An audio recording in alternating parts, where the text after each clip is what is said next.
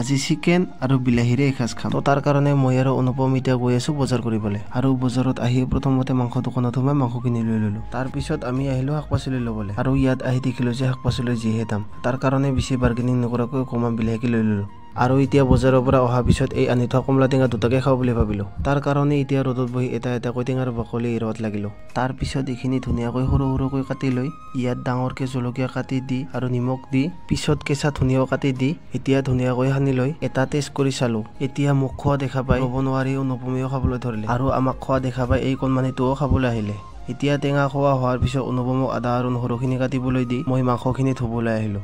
এতিয়া কেৰাহীটো অকণমান সময় গৰম হ'বলৈ দি তাৰ পিছত তেলটো দি এতিয়া পিঁয়াজ আৰু জলকীয়াটো ভাজি লৈ মাংসখিনি ঢালি দি এতিয়া ভালকৈ লাৰি দিলোঁ। আৰু এইটো কোনো ৰেচিপি ভিডিঅ' নহয় দেই, ডেইলি লাইফত যিবোৰ বস্তু খাই থাকোঁ সেইখিনিকে দেখুৱাওঁ। এতিয়া মাংসখিনি হোৱাৰ পিছত ভাতটো ভৰাই ল'লোঁ। বাৰু এতিয়া মই ভাত খাওঁ, আকৌ এটা নেক্সট ভিডিঅ' লগ পাম, বাই।